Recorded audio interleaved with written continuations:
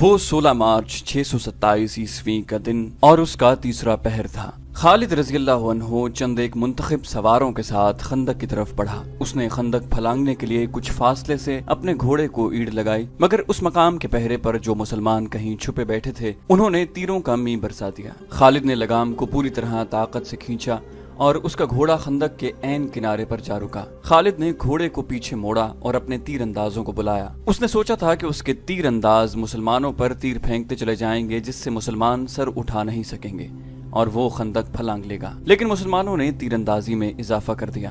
مسلمان تیروں کی بوچھاڑوں میں تیر چلا رہے تھے۔ خالد رضی اللہ عنہ کو پسپا ہونا پڑا۔ خالد اس انداز سے اپنے سواروں کو وہاں سے ہٹا کر دوسری طرف چل پڑے جیسے اس نے خندق پر ایک اور حملہ کرنے کا ارادہ ترک کر دیا ہو۔ مورخین جن میں ابن حشام اور ابن سعد قابل ذکر ہیں لکھتے ہیں کہ یہ خالد کی ایک چال تھی۔ اس نے چلتے چلتے اپنے سوار جیش میں مزید سوار شامل کر لیے۔ اس نے سوچا یہ تھا کہ اسے پسپا ہوتے دیکھ کر مسلمان پہرے دار ادھر ادھر ہو جائیں گے۔ اس نے ادھر دیکھا، وہاں اسے کوئی پہرے دار نظر نہیں آیا۔ اس نے اپنے دستے کو خندق کے کم چوڑائی والے مقام کی طرف موڑ کر سرپٹ دوڑا دیا۔ خالد رضی اللہ عنہ کی یہ چال صرف اس حد تک کامیاب رہی کہ اس کے 3-4 گھڑ سوار خندق پھیلانگ گئے۔ ان میں خالد سب سے آگے تھا۔ مسلمان پہرے داروں نے انہیں گھیرے میں لے لیا۔ قریش کے جو سوار ابھی خندق کے پاس تھے ان پر مسلمانوں نے اتنے تیر برسائے کہ انہیں پسپا ہونا پڑا۔ خالد رضی اللہ عنہ اور ان کے سواروں کے لیے مسلمانوں کے گھیرے سے نکلنا بہت مشکل ہو گیا۔ یہ زندگی اور موت کا معرکہ تھا جو خالد نے گھوڑا دوڑا کر اور پینترے بدل بدل کر لڑا۔ اس کے سوار بھی تجربہ کار اور پھرتیلے تھے۔ ان میں سے ایک مارا گیا۔ خالد اب دفاعی مارکا لڑ رہا تھا۔ اس نے کئی مسلمانوں کو زخمی کیا جن میں سے ایک شہید ہو گیا۔ آخر اسے نکلنے کا موقع مل گیا اور اس کا گھوڑا خندق کو پھلانگ آیا۔ اس کے جو سوار زندہ رہ گئے تھے وہ بھی خندق پھلانگ آئے۔ اس کے بعد قریش میں سے کسی نے بھی خندق کے پار جانے کی جرت نہ کی۔ اکرمہ اور خالد کی ناکامی کے بعد قریش اور ان کے دیگر اتحادی قبائل کے لشکر میں مایوسی جو پہلے ہی کچھ کم نہ تھی اور بڑھ گئی، خوراک نہ ہونے کے برابر رہ گئی تھی۔ ابو سفیان جو اپنے اور دیگر تمام قبائل کے لشکر کا سالار اعلیٰ تھا پہلے ہی ہاتھ پاؤں چھوڑ بیٹھا تھا۔ خالد، اکرمہ اور صفوان نے یہ ظاہر کرنے کے لیے کہ ان کا لشکر زندہ اور بیدار ہے یہ کارروائی جاری رکھی کہ وقتاً فوقتاً خندق کے قریب جا کر مسلمانوں کی خیمہ گاہ پر تیر برساتے رہے۔ اس کے جواب میں مسلمانوں نے تیر اندازوں کو خندق کے قریب پھیلا دیا جو اہل قریش کے تیر اندازوں پر جوابی تیر اندازی کرتے رہے۔ تیروں کے تبادلے کا یہ سلسلہ صرف ایک دن صبح سے شام تک چلا۔ اہل قریش، غطفان اور دیگر قبائل جس کو شکست دینے آئے تھے وہ محمد صلی اللہ علیہ وسلم کسی ملک کے بادشاہ نہیں تھے، وہ خدا کے رسول صلی اللہ علیہ وسلم تھے۔ خدا نے انہیں ایک عظیم پیغام دے کر رسالت عطا کی تھی۔ آپ صلی اللہ علیہ وسلم نے خدا سے مدد مانگی۔ خدا اپنے رسول صلی اللہ علیہ وسلم کو کیسے مایوس کرتا۔ اس کے علاوہ مدینہ کے اندر مسلمانوں کی عورتیں اور بچے دن رات اپنی کامیابی اور نجات کی دعائیں مانگتے رہے تھے۔ یہ دعائیں رائے گاں کیسے جاتی۔ 18 مارچ 627 عیسوی بروز منگل مدینہ کی فضا خاموش ہو گئی۔ سردی خاصی تھی، ہوا بند ہو گئی، موسم خوشگوار ہو گیا، لیکن یہ طوفان سے پہلے کی خاموشی تھی۔ اچانک آندھی آ گئی جو اس قدر تند اور تیز تھی کہ خیمے اڑ گئے۔ جھکڑ بڑے ہی سرد تھے۔ آندھی کی تندی اور اس کی چیخوں سے گھوڑے اور اونٹ بھی گھبرا گئے اور رسیاں توڑوانے لگے۔ مسلمانوں کی اجتماع گاہ سلا کی پہاڑی کی اوٹ میں تھی، اس لیے آندھی انہیں اتنا پریشان نہ کر رہی تھی جتنا مکہ کے لشکر کو کیا۔ قریش کھلے میدان میں تھے، آندھی ان کا سامان اڑا رہی تھی، خیمے اڑ گئے یا لپیٹ دیے گئے تھے۔ لشکر کے سردار اور سپاہی اپنے اوپر ہر وہ کپڑا ڈال کر بیٹھ گئے تھے جو ان کے پاس تھا۔ ان کے لیے یہ آندھی خدا کا قہر بن گئی تھی۔ اس کی چیخوں میں قہر اور غضب تھا۔ ابو سفیان برداشت نہ کر سکا، وہ اٹھا، اسے اپنا گھوڑا نظر نہ آیا۔ قریب ہی ایک اونٹ بیٹھا تھا۔ ابو سفیان اونٹ پر چڑھ بیٹھا اور اسے اٹھایا۔ مورخ ابن حشام کی تحریر کے مطابق ابو سفیان بلند آواز سے چلانے لگا، اے قریش، اے اہل غطفان، کعب بن اسد نے ہمیں دھوکہ دیا ہے۔ آندھی ہمارا بہت نقصان کر چکی ہے، اب یہاں ٹھہرنا بہت خطرناک ہے۔ مکہ کو کوچ کرو، میں جا رہا ہوں۔ اس نے اونٹ کو مکہ کی طرف دوڑا دیا۔ خالد کو آج وہ منظر یاد آ رہا تھا، تمام لشکر جسے مکہ سے مدینہ کی طرف کوچ کرتے دیکھ کر اس کا سینہ فخر سے پھیل گیا تھا اور سر اونچا ہو گیا تھا۔ ابو سفیان کے پیچھے پیچھے ڈری ہوئی بھیڑوں کی طرح جا رہا تھا۔ خالد اور عمرو بن العاص نے اپنے طور پر سوچا تھا کہ ہو سکتا ہے مسلمان عقب سے حملہ کر دیں، چنانچہ انہوں نے اپنے سوار دستوں کو اپنے قابو میں رکھ کر لشکر کے عقب میں رکھا۔ ابو سفیان نے ایسے حفاظتی اقدام کی سوچی ہی نہیں تھی۔ اس پسپا ہوتے لشکر میں وہ آدمی نہیں تھے جو مارے گئے تھے، اور اس لشکر میں نعیم بن مسعود رضی اللہ عنہ بھی نہیں تھے۔ قریش کا لشکر چلا تو نعیم رضی اللہ عنہ آندھی سے فائدہ اٹھاتے ہوئے خندق میں اتر گئے اور رسول کریم صلی اللہ علیہ وسلم کے پاس پہنچ گئے۔ آج خالد مدینہ کی طرف اسی راستے پر جا رہا تھا جس راستے سے اس کا لشکر ناکام واپس گیا تھا۔ اسے شیخین کی پہاڑی نظر آنے لگی۔ آندھی نے تاریخ اسلام کا رخ موڑ دیا۔ آندھی نے یہ حقیقت واضح کر دی کہ خدا حق پرستوں کے ساتھ ہوتا ہے۔ رسول خدا صلی اللہ علیہ وسلم کے دشمنوں کی پسپائی تنکوں کی مانند تھی جو آندھی میں اڑے جاتے ہیں اور انہیں ایک دوسرے کی خبر نہیں ہوتی۔ خالد کو یہ پریشانی لاحق تھی کہ مسلمان تعاقب کریں گے، لیکن مسلمانوں نے تعاقب کی سوچی ہی نہیں تھی۔ اس آندھی میں تعاقب اور لڑائی مسلمانوں کے خلاف بھی جا سکتی تھی۔ جس دشمن کو خدا نے بھگا دیا تھا اس کے پیچھے جانا دانش مندی نہیں تھی۔ البتہ رسول کریم صلی اللہ علیہ وسلم کے حکم سے چند ایک آدمیوں کو بلندی پر کھڑا کر دیا گیا تھا تاکہ وہ دشمن پر نظر رکھیں، ایسا نہ ہو کہ دشمن کہیں دور جا کر رک جائے اور منظم ہو کر واپس آ جائے۔ آندھی اتنی مٹی اور ریت اڑا رہی تھی کہ تھوڑی دور تک بھی کچھ نظر نہیں آتا تھا۔ بہت دیر بعد 3-4 مسلمان گھڑ سوار اس جگہ سے خندق پھلانگ گئے جہاں سے اکرمہ اور خالد کے گھوڑوں نے خندق پھلانگی تھی۔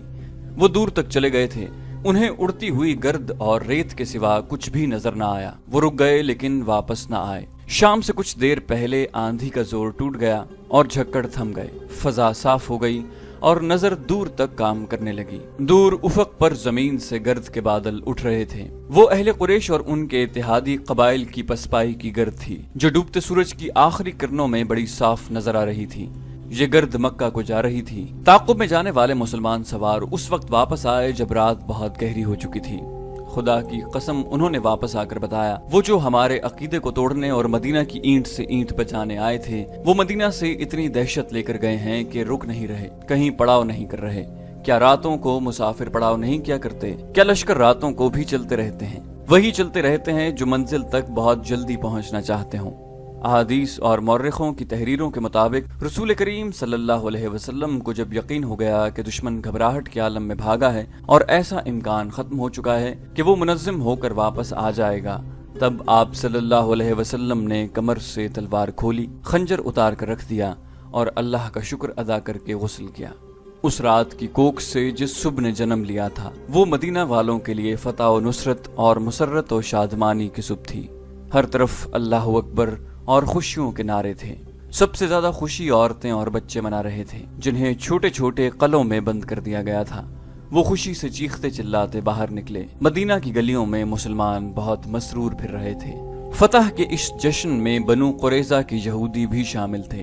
رسول کریم صلی اللہ علیہ وسلم نے انہیں امن و امان میں رہنے کے عوض کچھ مراعات دے رکھی تھی۔ ظاہری طور پر وہ مسلمانوں کو اپنا دوست کہتے اور دوستوں کی طرح رہتے تھے۔ اہل قریش کی پسپائی پر وہ مسلمانوں کی طرح خوشیاں منا رہے تھے، لیکن ان کا سردار کعب بن اسد اپنے قلعے نما مکان میں بیٹھا تھا۔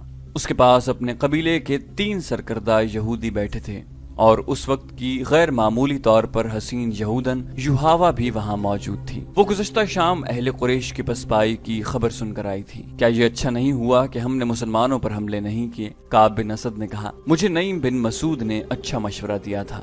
اس نے کہا تھا کہ قریش سے معاہدے کی ضمانت کے طور پر چند آدمی یرغمال کے لیے مانگوں۔ اس نے یہ بھی کہا تھا کہ قریش اس سے دگنا لشکر لے آئیں تو بھی خندق عبور نہیں کر سکتے۔ میں نے نعیم کا مشورہ اس لیے قبول کیا کہ وہ اہل قریش میں سے ہے، وہ اہل قریش میں سے نہیں۔ ایک یہودی نے کہا، وہ محمد صلی اللہ علیہ وسلم کے پیروکاروں میں سے ہے۔ خدائے یہودا کی قسم تمہاری بات سچ نہیں ہو سکتی۔ کعب بن اسد نے کہا، وہ اہل قریش کے ساتھ آیا تھا مگر ان کے ساتھ نہیں گیا۔ اسی یہودی نے کہا، میں نے کل شام اسے مدینہ میں مسلمانوں کے ساتھ دیکھا ہے۔ اس وقت تک اہل قریش کا لشکر مدینہ سے بہت دور جا چکا تھا۔ پھر تمہیں کس نے بتایا کہ وہ محمد صلی اللہ علیہ وسلم کے پیروکاروں میں سے ہے؟ کعب نے کہا، میں ایسی بات کو کیوں سچ مانوں جو تم نے کسی سے پوچھا نہیں؟ میں نے اپنے ایک مسلمان دوست سے پوچھا تھا۔ یہودی نے کہا، میں نے نعیم کو دیکھ کر کہا تھا کیا مسلمان اب قریش کے جنگی قیدیوں کو کھلا رکھتے ہیں؟ میرے دوست نے جواب دیا تھا کہ نعیم کبھی کا اسلام قبول کر چکا ہے۔ उसे मदीना में आने का मौका अब मिला है। फिर उसने हमें मुसलमानों से नहीं बल्कि मुसलमानों को हमसे बचाया है। काब बिन असद ने कहा, उसने जो कुछ भी किया है हमारे लिए अच्छा ही साबित हुआ। अगर हम कुरैश की बात मान लेते तो मुसलमान हमारे दुश्मन हो जाते। एक और यहूदी ने कहा, तुम यही कहना चाहते हो ना काब, मुसलमान फिर भी हमारे दुश्मन हैं। हम मोहम्मद सल्लल्लाहु अलैहि वसल्लम के नए मजहब को यहीं पर खत्म करना है, वरना मोहम्मद सल्लल्लाहु अलैहि वसल्लम हमें खत्म कर देंगे। क्या तुम नहीं देख रहे कि ये मजहब जिसे ये लोग इस्लाम कहते हैं कितनी तेजी से मकबूल होता जा रहा है। तीसरे यहूदी ने जो मुअम्मर था कहा, हमें इसके आगे बंद बांधना, इसे रोकना है। काब बिन असद ने पूछा, लेकिन कैसे? मुअम्मर यहूदी ने कहा, कत्ल। नाउजुबिल्लाह, मोहम्मद सल्लल्लाहु अलैहि वसल्लम का कत्ल। ऐसी जुर्रत कौन करेगा? काब बिन असद ने कहा, तुम कहोगे कि वो एक यहूदी होगा। अगर वो मोहम्मद सल्लल्लाहु अलैहि वसल्लम के कत्ल में नाकाम हो गया तो बन्नू कैनका और बन्नू नज़ैर का अंजाम देख लो।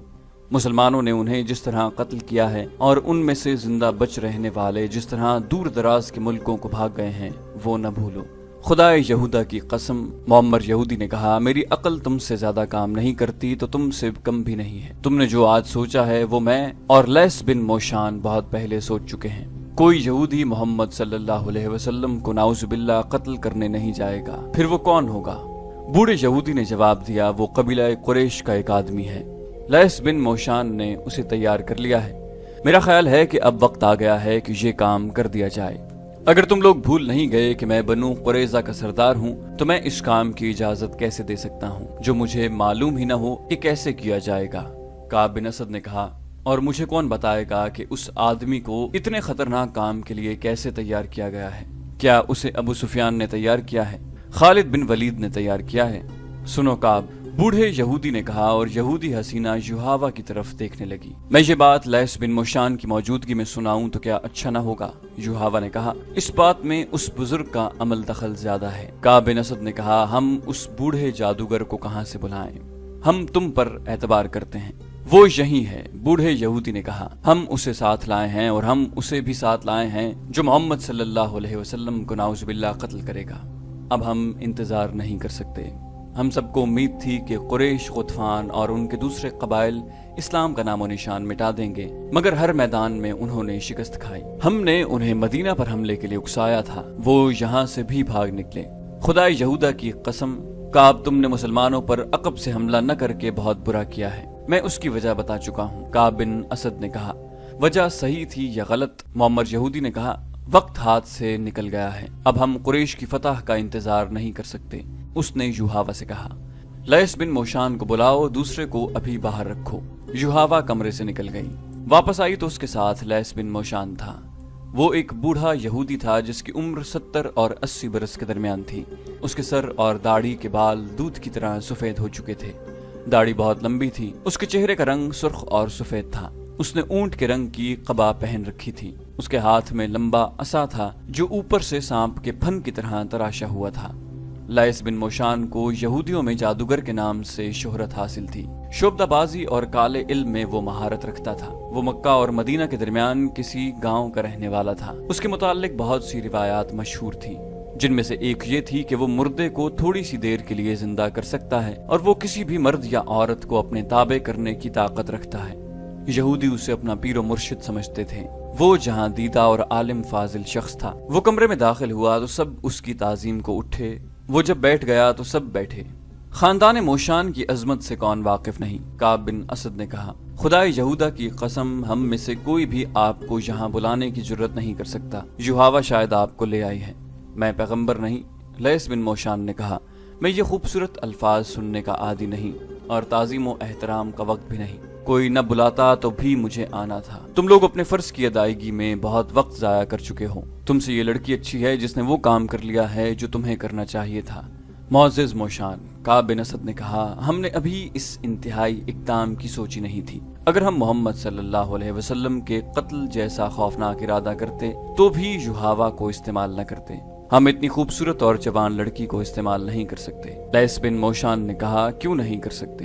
क्या तुम फरामोश कर बैठे हो कि सारी दुनिया पर खुदाए यहूदा की हाकमियत होगी? दाऊद के सितारे की कसम, बनी नौ इंसान पर बनी इसराइल की हाकमियत कायम करने के लिए हम सबको कुर्बानियां देनी पड़ेंगी। हम इंसान की फितरी कमजोरियों को अपने हाथ में लेना है। क्या तुम नहीं जानते कि मर्द क्या चाहता है? आला नस्ल के 20 घोड़े और 20 गुलाम युहावा के साथ खड़े कर दो। किसी से भी कहो कि उसे जो पसंद है वो ले जाए। दाऊद के सितारे की कसम, वो आदमी 20 घोड़े और 20 गुलाम छोड़ देगा और युहावा को ले जाएगा। इस महफिल पर खामोशी तारी थी। लैस बिन मोशान ने कहा, मैं देख रहा हूँ कि तुम मेरी बात नहीं समझ सके। तुम्हारे दिमागों में अपनी बेटियों की इस्मत समाई हुई है। मेरी बात गौर से सुनो। इस्मत का शर्म हया के साथ कोई ताल्लुक नहीं। ये एक हथियार है जो हमें अपने दुश्मनों को बेकार करने के लिए इस्तेमाल करना है। बदी क्या है, नेकी क्या है, मैं जानता हूँ। तुम मुझे क्या जवाब दोगे? ये जवाब सही होगा, लेकिन जब तुम दुनिया के कोने कोने तक यहूदियत को पहुंचाने की बात करोगे तो बदी और नेकी के मानी बदल जाएंगे। मोहम्मद सल्लल्लाहु अलैहि वसल्लम बुराई और बदी को खत्म कर रहे हैं। हमें बुराई और बदी पैदा करनी है, मगर हम खुद बुरे और बदकार नहीं होंगे। अगर तुम रूए जमीन पर फैली हुई नस्ल इंसानी को अपनी गुलामी के जहन्नम में डालना चाहते हो तो गैर यहूदियों को जन्नत दिखाओ, उन्हें जन्नत की हूरें दिखाओ, उन्हें मीठी शराब पिलाओ। ये लोग बदमस्त हैवान हैं, इनमें और ज्यादा हैवानियत पैदा करो।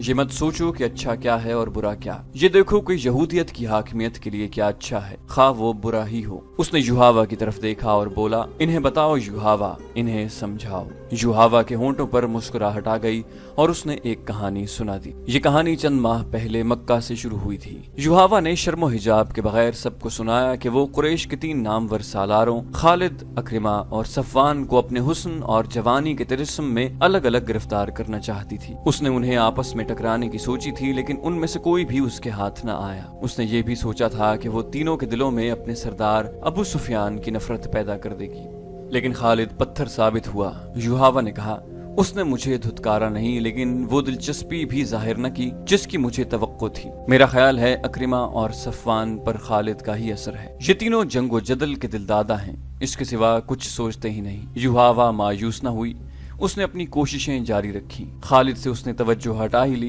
क्योंकि उसके दिमाग में यही एक सौदा समाया हुआ था कि मुसलमानों को मैदान में शिकस्त देनी है और रसूल अकरम सल्लल्लाहु अलैहि वसल्लम को मैदान जंग में या जंगी कैदी बनाकर कत्ल करना है। एक रोज युहावा मक्का से 4 मील दूर एक गाँव में गई और दिन के पिछले पहर वहाँ से वापस चली। उसके साथ 2 लड़कियां और 3 आदमी थे। वो सब यहूदी थे और 2 घोड़ों वाली गाड़ी पर सवार थे। अभी आधा रास्ता भी तय नहीं हुआ था कि सहराई आंधी आ गई जो रेत के टीलों को उड़ा ले जाती है। एक तो उसकी रफ्तार इतनी तेज होती है कि तनोमंद आदमी भी पांव जमा कर खड़ा नहीं रह सकता। अगर जिस्म का कोई हिस्सा नंगा रह जाए तो रेत इतनी जोर से टकराती है कि खाल उतरती महसूस होती है। ऊंट घोड़े बेकाबू होकर भाग उठते हैं। अचानक रेत की एक दीवार जो जमीन से आसमान तक पहुंची हुई थी बड़ी तेजी से आई और इन यहूदियों की घोड़ा गाड़ी को उस दीवार ने निगल लिया। फजा लाल हो गई। रेत के थपेड़े इतनी जोर से पड़ने लगे जैसे बहरी तूफान में मौजें उठ उठ कर कश्ती में पड़ती और कश्ती को पटकती हैं। टीले जड़ों से उखड़ने लगे। सहराई आंधी में रुक कर खड़े हो जाना बहुत खतरनाक होता है। रेत इस तरह जिस्म से टकराकर वहीं इकट्ठी होने लगती है जैसे कोई बेलचे से रेत फेंक रहा हो। कुछ देर बाद वहां रेत की ऊंची ढेरी बन जाती है और उसमें एक इंसान दफन हो जाता है। आंधी हमारे पहलू की तरफ से आई थी, युहावा ने सुनाया। घोड़े रेत से लदे हुए झक्कड़ बर्दाश्त न कर सके और बेलगाम हो गए। उन्होंने अपना रुख आंधी के रुख के मुताबिक कर लिया और सरपट दौड़ पड़े। आगे छोटे बड़े गड्ढे आ गए। घोड़ा गाड़ी बड़ी जोर से उछलती डोलती और बेलगाम घोड़ों के रहमो करम पर उड़ी जा रही थी। गाड़ी के अंदर इस कदर रेत आ रही थी कि अपना आप भी नजर न आता था। एक जगह गाड़ी के एक तरफ के पहिए गड्ढे में चले गए या दूसरी तरफ के पहिए ऊंची जगह चढ़ गए। गाड़ी एक तरफ से इतनी ऊपर उठ गई कि उसका पहलू के बल गिरना यकीनी था, लेकिन गाड़ी न गिरी। उसे इतना सख्त झटका लगा कि मैं जो इस तरफ बैठी थी लुढ़क कर बाहर जा गिरी। गाड़ी आगे निकल गई। मैं कलाबाजी खाती गई। संभल कर उठी और अपने साथियों को पुकारा, मगर आंधी के जन्नाटों और उसकी चीखों में अपनी आवाज मुझे भी मुश्किल से सुनाई दे रही थी। मेरे साथ गाड़ी में जो बैठे थे उन्होंने शायद मुझे गिरते नहीं देखा था। अगर देखा था तो उनमें से किसी में इतनी हिम्मत न थी कि मेरे पीछे कूद कर आता। मैं इतनी खौफसदा कभी नहीं हुई थी और मैं ऐसी खौफनाक आंधी में कभी नहीं फंसी थी। आंधी में कुछ नजर न आता था। मेरे नीचे कोई रास्ता नहीं था। मुझे ये भी मालूम था कि घोड़े सही रास्ते से हटकर न जाने गाड़ी को किस तरफ ले गए हैं। मैं चेहरे पर कपड़ा डाले आंधी के रुख पर जा रही थी। पाँव जमते नहीं थे। युहावा को आंधी धकेलती ले जा रही थी। अचानक आंधी की चीखें बहुत ही बुलंद और डरावनी हो गईं। युहावा पहले नीचे गई। वो घाटी थी जो वो आंधी के जोर पर उतर गई। پھر وہ ایک دیوار سے ٹکرائی۔ یہ ریتیلی مٹی کی دیوار تھی۔ یوحاوا اس پر ہاتھ رکھ کر آگے چلتی گئی۔ یہ نشیبی جگہ تھی جس میں مٹی کے ٹیلے اور ٹنڈ منڈ سے صحرائی درخت بھی تھے۔ یہاں آندھی کی چیخیں ایسی ہو گئی تھیں جیسے بہت سی عورتیں چیخ چلا رہی ہوں۔ بعض چیخیں آندھی کی لگتی ہی نہیں تھیں، یہ انسانوں کی بھی نہیں لگتی تھیں، چڑیلوں یا درندوں کی معلوم ہوتی تھیں۔ یہ یہودی حسینہ جو اپنے آپ کو نڈر اور دلیر سمجھتی تھی خوف سے رو پڑی۔ وہ جانتی تھی کہ آندھی تھم جائے گی، لیکن وہ یہ بھی جانتی تھی کہ کسی کے ہاتھ چڑھ گئی تو وہ اسے اس کے گھر نہیں اپنے گھر لے جائے گا، اور یہ بھی ہو سکتا تھا کہ کوئی اسے خراب کر کے قتل کر جائے۔